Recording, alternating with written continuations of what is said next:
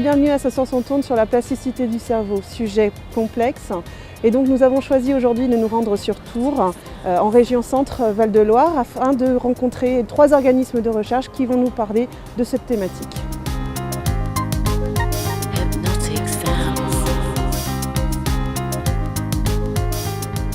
Claire, bonjour. Bonjour. Bonjour Lucie. Bonjour. Bonjour Yves. Bonjour Marie-Laure.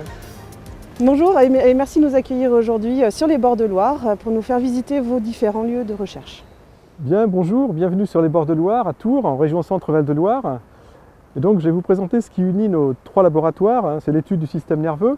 Alors cet organe est étudié sous différents aspects. Il est étudié pour, je dirais, la compréhension de son fonctionnement, pour l'étude des neuropathologies. Et ces études sont réalisées dans plusieurs laboratoires. Donc tout d'abord, on ira visiter le laboratoire de l'INRA à Nouzilly, dans lequel je travaille, qui est un laboratoire qui travaille sur des modèles animaux. Ensuite, nous viendrons au CNRS, dans le laboratoire de Lucie, qui étudie un autre aspect de la plasticité, qui est celle qui est mise en jeu au cours du vieillissement. Et puis nous poursuivrons avec le laboratoire dans lequel travaille Claire, qui est un laboratoire de l'INSERM, et qui étudie la plasticité et notamment sa mise en jeu dans un certain nombre, dans l'étude d'un certain nombre de pathologies neuropsychiatriques. Avant de parler de plasticité, je vous propose de faire quelques rappels sur ce qu'est le cerveau. Donc le cerveau humain, en quelques chiffres, il est composé de cellules, comme tous les autres organes. Évidemment, on pense toujours aux neurones lorsqu'on parle des cellules du système nerveux. On estime chez l'humain à 100 milliards de neurones. Donc on a ici une image du neurone avec ses caractéristiques qui sont un corps cellulaire et des prolongements. Et puis 10 fois plus de cellules gliales, et les cellules gliales étant des cellules qui vont être là pour aider à la modification du fonctionnement cérébral, aider à la nutrition des neurones, aider à la transmission. Ce sont des acteurs aussi très importants de la transmission cérébrale. Alors maintenant, si on se focalise sur ce que sont les neurones, on a ici un schéma qui représente le neurone tel qu'on l'imagine toujours, avec un corps cellulaire, beaucoup de ramifications, qu'on va appeler des dendrites, et puis une très grande fibre qui va être l'axone. Et ce qui caractérise les neurones, c'est d'une part donc, ces nombreux prolongements. Je rappellerai que l'axone peut être très long. Chez certains animaux, il fait plus d'1 mètre de long, si on pense aux axones qui sont présents dans les nerfs moteurs de la girafe. Et l'autre caractéristique est le nombre important de synapses, puisque on estime que certains neurones peuvent recevoir jusqu'à 10 000 contacts synaptiques, ce qui est quelque chose de très important au regard de l'intégration de l'information. Et l'autre point important, donc, c'est que ces axones vont être capables de former des réseaux. Et ce qui est important à retenir, c'est que dans le système nerveux, pour fonctionner, ces neurones vont être regroupés en réseaux. Alors ce sont des réseaux que l'on peut voir en IRM, comme sur cette image où on a ici une représentation dans 3 plans de l'espace, le plan frontal, le plan sagittal et le plan horizontal, des principaux faisceaux de fibres tels qu'on peut les observer donc dans le cerveau humain en IRM. Eh bien, la plasticité va être tout simplement la modification de la connectivité entre ces neurones et de ces réseaux. Et on va parler de plasticité lorsqu'on pourra voir des modifications de contact entre ces synapses, entre ces neurones par exemple. Et c'est ce qui est schématisé sur ce dessin où on voit 4 neurones qui sont rassemblés pour former un élément de réseau. Les neurones verts vont aller établir des synapses sur les parties dendritiques du neurone bleu. L'information va être véhiculée dans ce sens-là. Eh bien, la plasticité va intervenir lorsque, par exemple, sous l'effet d'une stimulation ou après un apprentissage, eh bien, on va renforcer certains trajets, on va avoir une augmentation du nombre de synapses. Et à ce moment-là, eh bien, la connexion entre les neurones va être renforcée et va permettre de faire passer plus rapidement une information. L'analogie que l'on pourrait donner, c'est ce qui se passe sur un sentier de randonnée qui va être très utilisé et donc très visible après plusieurs passages versus un sentier qui va être très peu utilisé et pour lequel on aura une trace très difficile à voir. Donc ça, c'est un premier élément de plasticité. Le deuxième élément va concerner la neurogenèse. Alors là, j'ai pris l'exemple de la neurogenèse dans l'hippocampe d'un rongeur. L'hippocampe est une structure très importante pour la mémorisation. Et le point important qu'il faut retenir, c'est que pendant très longtemps, on a imaginé que les neurones ne pouvaient pas se multiplier dans le cerveau jusqu'au moment des années 80 à peu près, où on a commencé à voir, au niveau de différentes structures du système nerveux, l'apparition de neurones. Et c'est illustré ici sur ce schéma, où l'on voit que dans certaines zones de l'hippocampe, on a une zone où des cellules vont proliférer. Ça va être à ce moment-là le début de la neurogénèse. Et puis, donc toujours dans l'exemple de l'hippocampe de rongeur, au bout de quelques jours, ces neurones vont commencer à se différencier. On va voir apparaître des prolongements. Et puis, au bout de quelques semaines, 3 à 4 semaines dans cet exemple, eh bien, ces neurones vont se ramifier et ils vont intégrer d'autres réseaux neuronaux et intervenir dans le fonctionnement de ces réseaux. Et c'est l'intervention de ces différents neurones qui va pouvoir modifier le fonctionnement des réseaux et donc permettre au réseau de s'adapter et donc faire preuve de plasticité. Donc ces images représentent une culture de neurones qui a été filmée en accéléré justement pour pouvoir suivre les processus dynamiques. Et ce que l'on peut observer sur ces images, c'est la croissance des axones, donc qui sont les prolongements des neurones, axones donc qui vont aller se diriger vers d'autres neurones, former des contacts synaptiques avec ces neurones et établir ainsi des réseaux. Donc la réorganisation de ces réseaux, tels que l'observe sur cette culture, eh bien, se réalise in situ dans notre cerveau à chaque instant. On peut donc considérer que notre cerveau se remodèle constamment au cours du temps.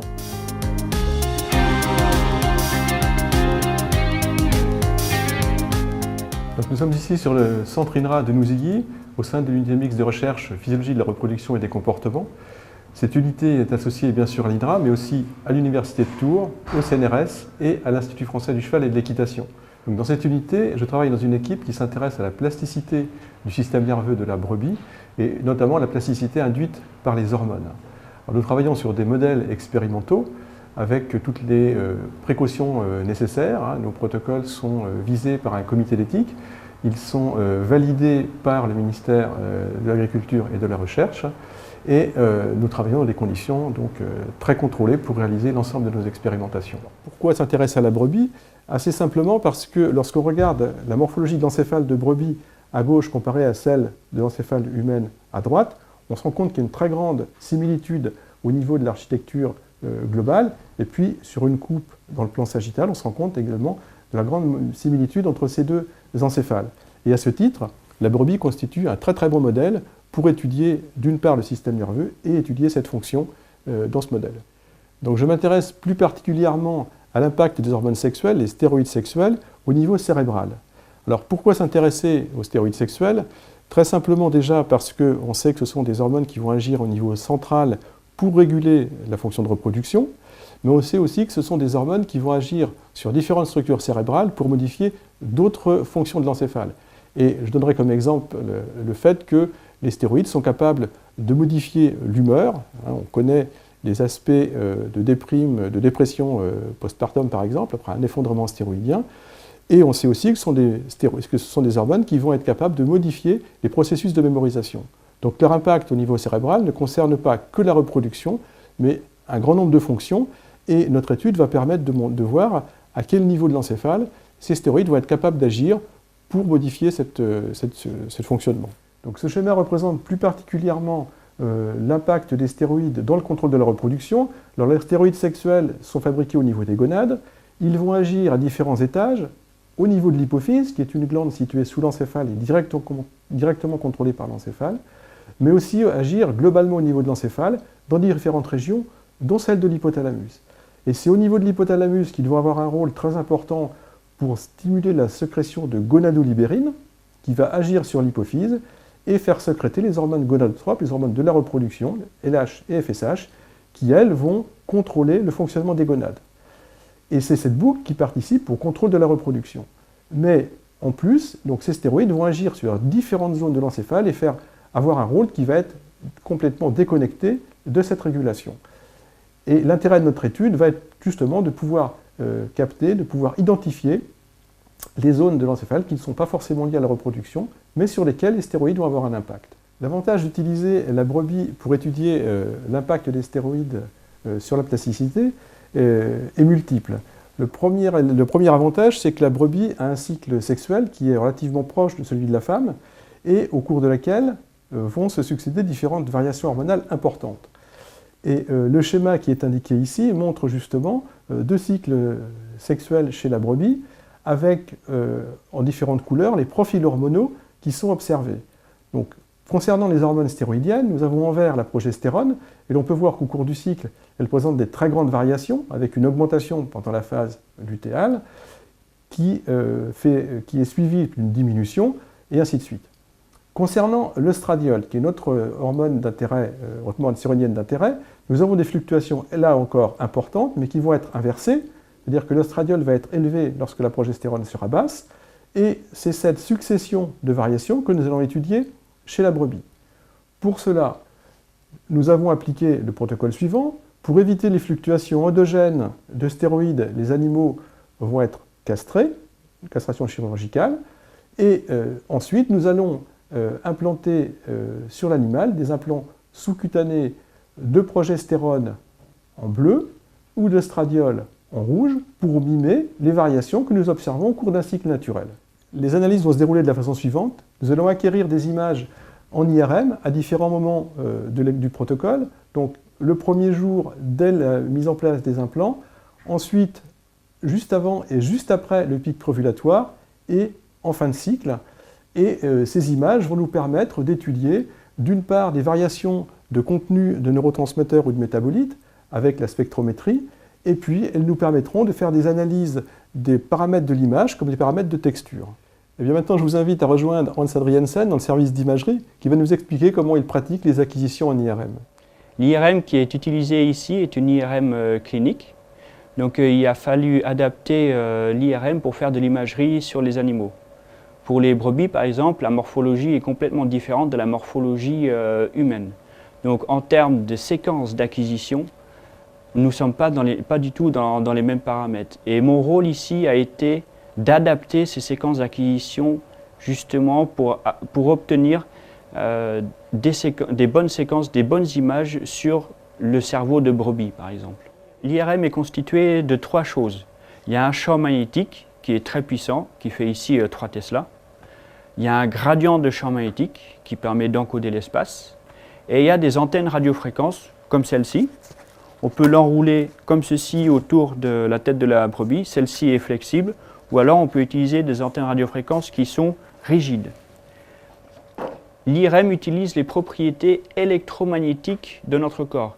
C'est-à-dire qu'on va faire l'imagerie des protons qui sont situés dans le corps humain. On fait de l'imagerie des molécules d'eau car l'organisme est constitué d'environ 75% de ces protons. Lors de la formation de l'image en IRM, on obtient un signal qui est un voltage. Ensuite, ce signal il est passé dans une petite moulinette. On fait la transformée de Fourier 2D et on obtient ce type d'image sur le cerveau de brebis.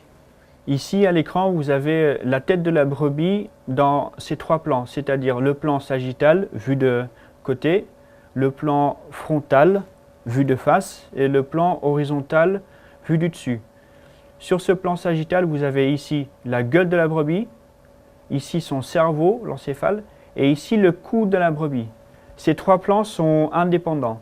Mon curseur rouge correspond à cet encadré rouge qui est ici.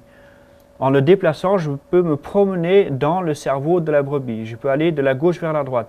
Vous voyez ici les dents, vous voyez les différentes structures qui apparaissent et je reviens vers la droite et ici vous avez l'œil par exemple.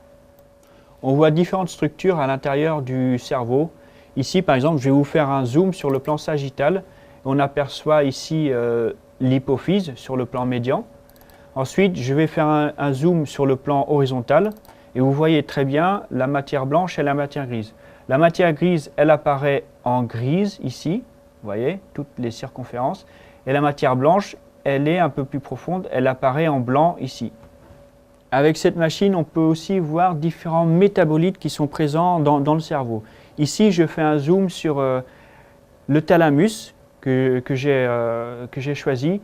J'ai placé un pixel ou un voxel sur une zone très homogène dans le cerveau. Ici, vous avez le spectre avec en axe vertical le signal de l'unité arbitraire et en axe horizontal le déplacement chimique. Avec comme par exemple à 3,2 ppm, vous avez de la choline. Donc, suite à l'acquisition des images en IRM par Hans, je les récupère et je les analyse dans le cadre de ma thèse. Parmi les analyses que je peux réaliser une analyse des métabolismes cérébral. Donc pour ça, je vais choisir une zone prédéterminée dans le cerveau, dans cet exemple le thalamus, et donc j'acquiers en IRM un spectre que j'analyse grâce à un logiciel spécial, et cette analyse me permet de déterminer les concentrations de différents métabolites dans cette zone. Je peux avoir la concentration par exemple en créatine, en glutamate ou en GABA dans cette zone. Pour étudier la plasticité cérébrale, je vais répéter les acquisitions au cours du temps, donc avant, pendant et à la fin du traitement. Et ensuite, l'ensemble de ces données va être analysé grâce à des tests statistiques qui vont me permettre de déterminer s'il y a eu des changements au niveau du métabolisme et donc de la plasticité cérébrale. À partir de cette image d'anatomie de cerveau de brebis, j'ai dessiné des zones d'intérêt en utilisant différentes couleurs pour pouvoir les distinguer. Et ensuite, grâce à un logiciel d'analyse de texture qui est une caractéristique de l'image, je vais pouvoir essayer de déterminer s'il y a eu des changements de texture au cours du temps et du traitement. Suite à l'analyse des images d'anatomie avec le logiciel de texture, l'ensemble des données qui est récolté va ensuite être analysé avec un logiciel de statistique. On peut observer que l'ensemble des données liées au thalamus, ici le groupe en rouge, sont regroupées dans le schéma. Donc on peut déterminer que l'ensemble des paramètres de textures qui ont été calculées chez les brebis, pour le thalamus, sont très similaires d'une brebis à l'autre. La suite de ce travail consiste ensuite à suivre les différentes structures telles que le thalamus, le noyau ventromédian ou le noyau arqué au cours du temps et ainsi essayer de déterminer s'il y a eu de la plasticité cérébrale induite par le traitement aux stéroïdes.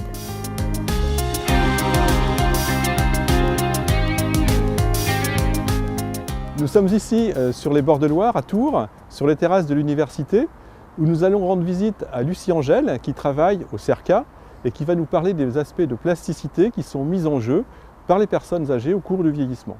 Le CERCA, Centre de recherche sur la cognition et l'apprentissage, est une unité mixte de recherche qui dépend à la fois de l'Université de Tours, de l'Université de Poitiers et du CNRS.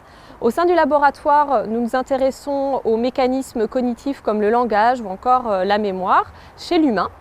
Et dans l'équipe vieillissement et mémoire dont je fais partie, on cherche à comprendre ce qui permet d'expliquer l'évolution des performances de mémoire tout au long de la vie.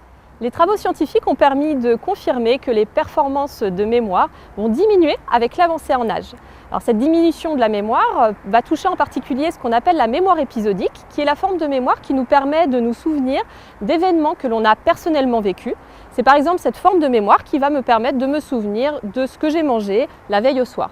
Lorsqu'on étudie le vieillissement de la mémoire en laboratoire, on demande à des participants jeunes et des participants âgés d'apprendre des informations et puis ensuite on leur demande de les restituer. Je vous invite maintenant à rencontrer Émilie Alibran qui va donner une illustration de la façon dont se déroule ce type d'expérimentation au sein de notre laboratoire. Nous voici dans la salle d'expérimentation dans laquelle nous menons nos expériences de mémoire. Dans un premier temps, nous élaborons un protocole expérimental qui sera ensuite évalué par un comité d'éthique. Nous recrutons dans un second temps nos participants volontaires qui viendront effectuer les expériences de mémoire dans cette salle. Bonjour. Bonjour. Merci pour votre présence, pour votre participation. Alors avant de commencer l'expérience, je vais vous demander de signer ce consentement de participation, s'il vous plaît. Nous allons commencer maintenant l'expérience.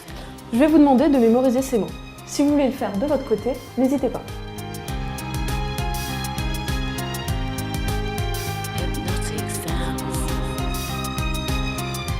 Donc maintenant, je vais vous présenter des mots et je vais vous demander si vous les avez vus.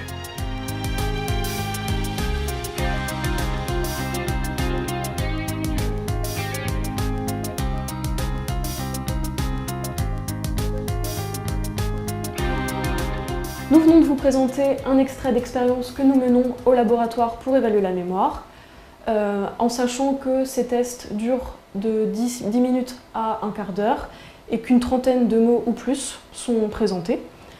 Ici, ce qui est intéressant, c'est de voir qu'au niveau des résultats, les personnes âgées font généralement plus d'erreurs que les personnes jeunes. Et vous, qu'avez-vous trouvé ? L'utilisation de méthodes d'imagerie cérébrale comme l'IRM fonctionnel ou encore l'électroencéphalographie a permis de montrer que les difficultés de mémoire des personnes âgées sont associées à des modifications de l'activité cérébrale. Donc, par exemple, les personnes âgées ont tendance à utiliser moins que les personnes jeunes certaines régions cérébrales, ce qui expliquerait leurs problèmes. En revanche, les travaux ont également mis en évidence que face à ces difficultés de mémoire, les personnes âgées vont avoir tendance à réorganiser leur fonctionnement cérébral grâce à des phénomènes de plasticité, ce qui leur permettrait de compenser leurs difficultés. Donc, un moyen de mettre en évidence ce phénomène de réorganisation cérébrale est la méthode de l'électroencéphalographie que l'on utilise au sein du CERCA. La technique de l'électroencéphalographie consiste à placer un bonnet équipé d'électrodes sur la tête d'un volontaire pendant qu'il réalise un exercice de mémoire afin d'étudier l'activité de son cerveau qui est associée à la recherche en mémoire. Par exemple, ici, des images défilent à l'écran. Le volontaire mémorise chacune des images qu'il devra ensuite reconnaître parmi de nouvelles images. Ce que permet de montrer les études en électroencéphalographie, c'est que l'activité électrique cérébrale associée à la recherche en mémoire est prédominante au niveau de l'hémisphère gauche chez les sujets jeunes. On le voit ici par la couleur rouge qui représente une activité électrique intense. Alors que pour un adulte âgé, cette activité cérébrale, elle est réduite au niveau de l'hémisphère gauche, mais elle est associée à l'apparition d'une activité cérébrale au niveau de l'hémisphère droit. Et ce type de recrutement bilatéral à la fois sur l'hémisphère gauche et l'hémisphère droit n'apparaît pas systématiquement chez toutes les personnes âgées, mais chez celles qui présentent de bonnes capacités de mémoire. Ce qui nous amène à penser qu'il s'agit aussi d'un phénomène de compensation qui permet aux personnes âgées de faire face à leurs difficultés de mémoire et ce qui permet aussi notamment d'expliquer pourquoi certaines personnes âgées présentent de bonnes capacités de mémoire avec un âge très avancé. La réorganisation cérébrale qui est associée à la mémoire au cours du vieillissement peut être favorisée par les différentes expériences que l'individu va vivre tout au long de sa vie. Par exemple, certains travaux scientifiques ont montré que la pratique d'une activité physique peut permettre de limiter les effets du vieillissement sur la mémoire. On sait également que le fait d'avoir une activité professionnelle, stimulante cognitivement, ou avoir des loisirs qui sont également stimulants, peut permettre de limiter les effets du vieillissement sur la mémoire. On peut donc penser que le vieillissement est un mécanisme sur lequel on peut agir, qu'il n'est jamais trop tard pour agir, pour conserver de bonnes capacités de mémoire, voire même pour les améliorer.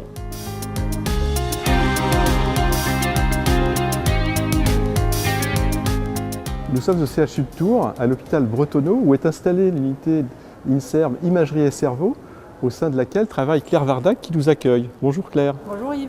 L'unité de recherche Imagerie et Cerveau est une unité mixte de recherche entre l'INSERM et l'Université de Tours et qui s'est située sur le site de la fac de médecine et sur le site de l'hôpital Bretonneau. En effet, un des deux axes de recherche dans cette unité, c'est l'étude des maladies neurologiques et psychiatriques, d'où l'utilité d'être sur le site hospitalier. Et pour cet axe de recherche, on a beaucoup de personnes qui viennent à la fois de la biologie mais aussi de la médecine. Et le deuxième axe de recherche, c'est plutôt le développement des méthodologies d'imagerie, notamment d'imagerie cérébrale, à des visées à la fois diagnostiques et thérapeutiques. Et c'est pour ça qu'il y a beaucoup de personnes qui viennent aussi du champ de la physique ou de la pharmacie, de la chimie, qui travaillent dans cette unité de recherche. L'autisme est un trouble neurodéveloppemental qui touche actuellement environ 1% de la population et qui se manifeste très tôt dans l'enfance par des comportements atypiques. On peut généralement relever deux grandes dimensions dans les comportements observés. Des difficultés d'interaction et de communication sociale, d'une part, et d'autre part, des comportements répétitifs et des intérêts restreints. On en sait encore peu sur les causes exactes qui amènent au développement de cette pathologie, mais on soupçonne une combinaison de facteurs environnementaux et de facteurs génétiques. En tout cas, de plus en plus d'éléments neurophysiologiques et pathologiques nous indiquent que c'est un trouble qui démarre durant la vie utérine et qui aboutit à une mauvaise mise en place des réseaux cérébraux et donc à un comportement inadapté. Selon les réseaux cérébraux touchés par ces troubles neurodéveloppementaux, on peut avoir des symptômes assez différents et en fait on parle maintenant plus d'autisme en tant que tel, mais plutôt de spectre du trouble de l'autisme qui permet de couvrir cette grande diversité de profils cliniques. Donc, les objectifs de recherche de notre groupe sont de mieux caractériser d'un point de vue neurophysiologique cette pathologie neurodéveloppementale, mais également, si possible, de mettre en évidence des critères diagnostiques qui permettraient d'effectuer un diagnostic le plus précocement possible, et enfin de suivre les enfants qui sont hospitalisés ici à l'hôpital de jour afin de pouvoir évaluer les bénéfices de la thérapie. grâce aux recherches justement dans le domaine des neurosciences, on sait maintenant que dans l'autisme, le problème est en fait le non-développement ou le mal-développement de réseaux neuronaux bien particuliers dans le cerveau, qui sont les réseaux neuronaux qui nous servent à traiter l'information sociale, à communiquer, à interagir les uns avec les autres. Et grâce aussi à la plasticité cérébrale, on a développé des thérapeutiques qui permettent d'intervenir très précocement chez les enfants, de rééduquer d'une certaine façon ces réseaux neuronaux et de permettre à ces enfants qui développent de l'autisme d'avoir des nouvelles stratégies de communication et d'interaction. Donc on a maintenant l'observation d'enfants qui, au lieu d'être totalement enfermés, isolés, de ne pas pouvoir communiquer, de ne pas pouvoir interagir par le langage, par le regard, par les expressions émotionnelles, on met en place ces interventions thérapeutiques, ces rééducations. On sait que grâce à la plasticité cérébrale, on redéveloppe ces réseaux neuronaux chez ces enfants et on va avoir maintenant, et on a des évolutions de plus en plus positives, de petits enfants qui, à 2, 3, 4 ans, vont réussir, en fait, malgré leur autisme, à être capables de communiquer, de parler, de regarder, de pointer, de sourire. Et ça, toutes ces thérapies sont basées sur cette propriété qu'est la plasticité cérébrale. Alors à Tours, en fait, dans les années 80, a été développée une nouvelle thérapie qui s'appelle la thérapie d'échange et de développement, qui était une thérapie extrêmement pionnière à l'époque et puis qui l'est toujours finalement actuellement, qui est vraiment basée sur cette plasticité cérébrale et qui a été développée par l'équipe du professeur Lelor sur cette base de compréhension justement de l'anomalie du fonctionnement de ces réseaux neuronaux. Alors les principes de cette thérapie d'échange et de développement, ce sont finalement des séances de jeu qui peuvent paraître très simples quand on les regarde comme ça, mais qui sont en fait très finement analysées sur les difficultés de communication et d'interaction de l'enfant, où on va réussir, donc chez cet enfant avec autisme qui n'arrive pas justement à regarder, à entendre la voix, à communiquer, à faire des gestes, grâce à un ajustement très précis justement de l'adulte en face de lui, dans cette séance de jeu, cet enfant va être finalement capable de mettre en jeu un tout petit peu de ses réseaux neuronaux de communication, d'interrelation, et grâce aussi à cette plasticité cérébrale, les réseaux neuronaux qui ne se sont pas développés au départ à cause de l'autisme, eh bien, vont se relancer. On relance la trajectoire de développement, on relance la maturation cérébrale et on relance justement la création de réseaux de neurones qui sont le support des fonctions de communication. Sur ce film, vous voyez Armand, qui est un petit garçon autiste de 3 ans, là, qui met ses mains sur ses oreilles parce que l'entendre une voix chanter, ça lui procure des perceptions qui sont probablement désagréables pour lui. Et puis vous voyez qu'il n'arrive pas du tout à jouer avec l'infirmière qui est là pourtant en totale disponibilité. Il évite la relation, il évite la communication, il a des gestes très stéréotypés, très autocentrés, des stéréotypies. Là maintenant, Armand, il a 4 ans, il n'a toujours pas de langage oral, c'est un petit garçon qui ne parle pas et qui ne sait pas jouer avec une petite voiture. Et puis là, Armand a 5 ans, toujours pas de langage oral. Vous voyez, il semble quasiment aveugle ou sourd. On a l'impression qu'il ne voit pas du tout la personne qui est en face de lui parce qu'en fait, ces systèmes de communication ne fonctionnent pas. Puis Armand a 12 ans maintenant. Les petits sons de rien du tout. On m'entend pas beaucoup. Il regarde le film de quand il était petit. Pourquoi je faisais tout le temps ça? Tu te bouchais les oreilles en fait. Oui. Parce qu'il y avait des sons qui te dérangeaient, je pense. Et ce que vous pouvez voir, c'est que justement, grâce à la plasticité cérébrale, grâce à l'ensemble de soins, de thérapies qu'il a eu justement tout au long de son enfance, et il a justement réussi à développer ses capacités de communication, d'interaction.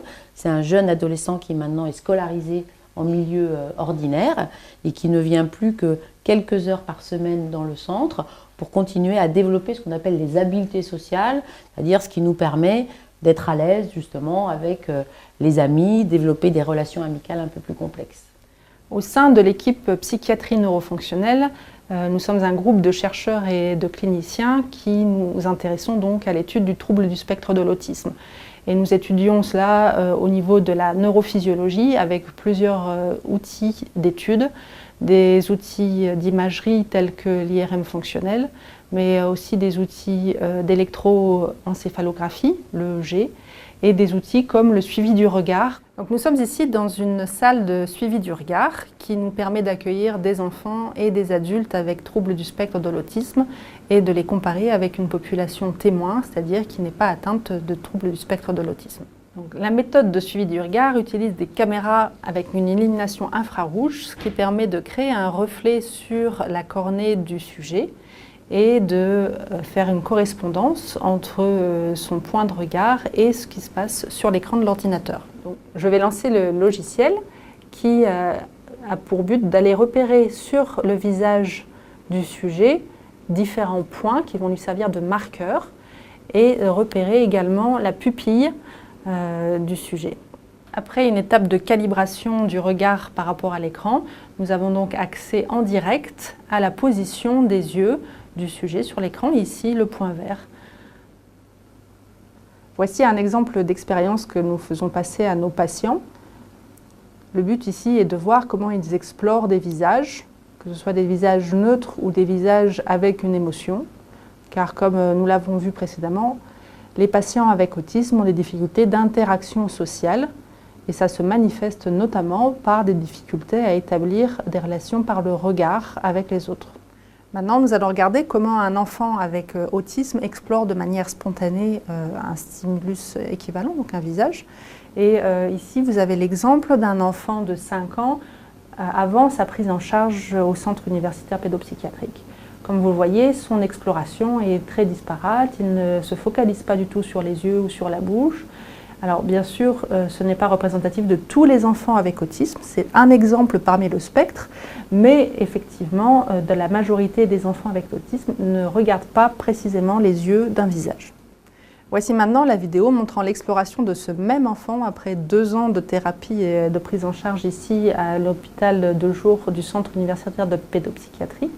Et vous voyez que son exploration est beaucoup plus focalisée, centrée sur les yeux, le centre du visage. Il faut rappeler que dans sa prise en charge thérapeutique, il n'y a pas d'entraînement particulier à regarder des images de visage. Et il s'agit uniquement ici du reflet de la plasticité cérébrale qui permet de réengager les réseaux cérébraux impliqués dans la communication sociale. Donc nous, en tant que chercheurs, on peut utiliser cet outil pour quantifier différents paramètres, par exemple le temps passé dans la région des yeux. Et on sait maintenant que les enfants avec autisme de base passent moins de temps à explorer la région des yeux, mais que ce temps passé dans la région des yeux se normalise après 2 ans de prise en charge thérapeutique. D'autres paramètres peuvent être analysés, tels que la vitesse d'exploration ou le nombre de fixations, par exemple. On peut également utiliser d'autres stimuli que des visages pour évaluer d'autres types de scènes sociales. Enfin, c'est un outil qui nous permet également de mesurer le diamètre pupillaire et on s'est rendu compte récemment que c'était également un indice très intéressant à étudier dans cette population pathologique. Que nous apportent ces résultats? En fait, l'ensemble de ces recherches sur le cerveau ont permis de considérer le fonctionnement cérébral sous un angle tout à fait différent. Pendant très longtemps, on a cru que les connexions entre les neurones, que les réseaux neuronaux étaient des structures figées et l'ensemble des travaux sur la plasticité ont montré qu'il n'en était rien et que ces réseaux sont capables de se reconformer, de s'adapter aux différents stimuli de notre environnement, à différentes situations d'apprentissage. Et ça, c'est une vision extrêmement nouvelle et extrêmement importante qui peut avoir des applications dans différents domaines. Alors, les résultats de ces études vont pouvoir trouver plusieurs domaines d'application. Un des premiers domaines auxquels on peut penser, c'est le domaine de l'éducation et des apprentissages, puisque nous avons vu que la plasticité était très souvent mise en jeu dans les phénomènes d'apprentissage et de mémorisation. Donc là, on peut imaginer que ces résultats permettront de mettre en place de nouveaux programmes éducatifs ou de nouvelles méthodes d'enseignement. Un autre domaine important dans lequel la plasticité est mise en jeu, nous l'avons vu, elle concerne les maladies neurologiques. Et là encore, on a vu que la plasticité est mise en jeu pour la prise en charge de pathologies telles que l'autisme, mais elle sera également mise en jeu pour la récupération d'un certain nombre de fonctions pour traiter des patients qui ont eu un AVC par exemple. Et donc l'ensemble de ces résultats couvre un très large domaine d'application, bien au-delà de la connaissance du fonctionnement cérébral. Donc vous avez vu au cours de ce reportage que la recherche fait appel à de nombreuses disciplines scientifiques, la physique, la biologie, les mathématiques. Vous avez vu aussi que le cerveau n'a pas encore livré tous ses secrets, donc n'hésitez pas à rejoindre une carrière scientifique et poursuivre cette belle aventure qu'est la recherche.